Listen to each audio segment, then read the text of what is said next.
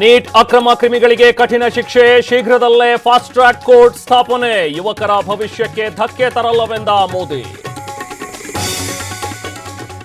ಸದನದ ಬಾವಿಗಿಳಿದು ವಿಪಕ್ಷ ಸದಸ್ಯರ ಪ್ರತಿಭಟನೆ, ಧರ್ಮೇಂದ್ರ ಪ್ರಧಾನ್ ರಾಜೀನಾಮೆಗೆ ವಿಪಕ್ಷ ಪಟ್ಟು, ಕಲಾಪ ಮುಂದೂಡಿದ ಸ್ಪೀಕರ್. ನೀಟ್ ಅಕ್ರಮದ ವಿರುದ್ಧ ಭುಗಿಲೆದ್ದ ಆಕ್ರೋಶ, ಶಿವಮೊಗ್ಗದಲ್ಲಿ ಬಿಜೆಪಿ ಕಚೇರಿ ಬಳಿ ಕಾಂಗ್ರೆಸ್ ಪ್ರತಿಭಟನೆ, ಪೊಲೀಸ್ ವಾಹನದ ಮೇಲೆ ಹತ್ತಿ ಹೈಡ್ರಾಮಾ. ಬಿಪಿ ಹರೀಶ್ ಮೇಲೆ ಮೊಟ್ಟೆ ಎಸೆದಿದ್ದಕ್ಕೆ ಕಿಡಿ, ವಿಧಾನಸೌಧದ ಗಾಂಧಿ ಪ್ರತಿಮೆ ಬಳಿ ಬಿಜೆಪಿ ಧರಣಿ, ಕಾಂಗ್ರೆಸ್ ವಿರುದ್ಧ ಘೋಷಣೆ ಕೂಗಿ ಆಕ್ರೋಶ.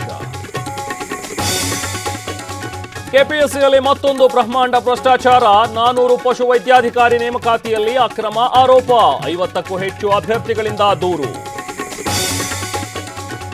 ಜಮ್ಮು ಕಾಶ್ಮೀರದಲ್ಲಿ ಮಳೆಯ ರುದ್ರ ತಾಂಡವ, ಕೊಚ್ಚಿ ಹೋದ 12ಕ್ಕೂ ಹೆಚ್ಚು ಅಂಗಡಿಗಳು, ಗುಜರಾತ್ನಲ್ಲಿ ಕಾರ್ಗಳು ಮುಳುಗಡೆ.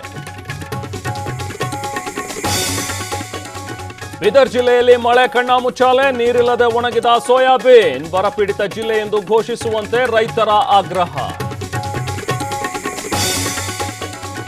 ಅಡುಗೆ ಎಣ್ಣೆಯಲ್ಲಿ ಅಪಾಯಕಾರಿ ಟ್ರಾನ್ಸ್ಫ್ಯಾಟ್, ಕರಿದ ಎಣ್ಣೆ ಮರುಬಳಕೆಗೆ ಆಹಾರ ಇಲಾಖೆ ಮಾರ್ಗಸೂಚಿ, ಹೋಟೆಲ್ ಆಹಾರ ಸೇವನೆ ಮುನ್ನ ಎಚ್ಚರ.